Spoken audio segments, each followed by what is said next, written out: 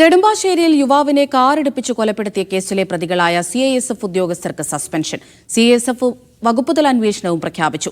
വാഹനത്തിന് സൈഡ് നൽകിയില്ല എന്നാരോപിച്ച് നടന്ന വാക്കുതർക്കമാണ് ക്രൂരമായ കൊലപാതകത്തിലേക്ക് നയിച്ചത്. കാറോടിച്ചിരുന്ന CISF ഉദ്യോഗസ്ഥൻ വിനയ്കുമാർ ദാസ്, ഒപ്പമുണ്ടായിരുന്ന മോഹൻകുമാർ എന്നിവർക്കാണ് സസ്പെൻഷൻ. CISF വകുപ്പുതല അന്വേഷണവും പ്രഖ്യാപിച്ചിട്ടുണ്ട്.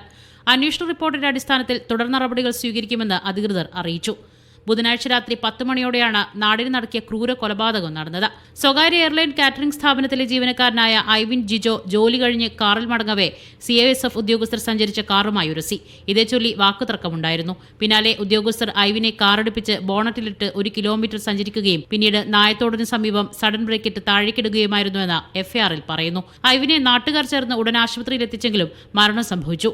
അതിക്രൂരമായാണ് CISF ഉദ്യോഗസ്ഥർ 24-കാരനായ ഐവിനെ കൊലപ്പെടുത്തിയത്. സംഭവത്തിന്റെ CCTV ദൃശ്യങ്ങളും പുറത്തുവന്നിരുന്നു. ഒരു നിരപരാധിയുള്ള ചെറുപ്പക്കാരനെ കൊന്നു എന്നാണ്. ആളെ ഇടിച്ചു, ബോണറ്റിലേക്ക് ആൾ വീഴാണ് ചെയ്തത്. അവിടുന്ന് ഇവിടം വരെ ഈ ബോണറ്റിലേക്ക് ആളെ കുടുങ്ങുന്നതാണ് പറയുന്നത്. കാറിന്റെ ബോണറ്റിൽ നിന്നും ഐവിന്റെ ഫോൺ കണ്ടെടുത്തിട്ടുണ്ട്. ഇതിലെ ദൃശ്യങ്ങളും പോലീസ് പരിശോധിക്കും. ഇവിടുത്തെ CISFന്റെ SIയും അവിടുത്തെ ഒരു കമ്പനീൻ്റെ റൈറ്ററായിട്ടുള്ള ഒരു പോലീസ് കോൺസ്റ്റബിളാണ്. അപ്പോൾ ഇവരുടെ നേറ്റീവ് സ്ഥലങ്ങളൊക്കെ ബീഹാറിന് പറഞ്ഞ് നമുക്ക് ഇൻഫർമേഷൻ കിട്ടിയതാണ്.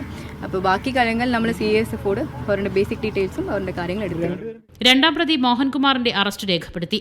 സംഭവത്തിന് പിന്നാലെ നാട്ടുകാരുടെ മർദ്ദനമേറ്റ ഒന്നാം പ്രതി വിനയ്കുമാർ ദാസ് ആശുപത്രിയിൽ ചികിത്സയിലാണ്. മീഡിയ 1 കൊച്ചി.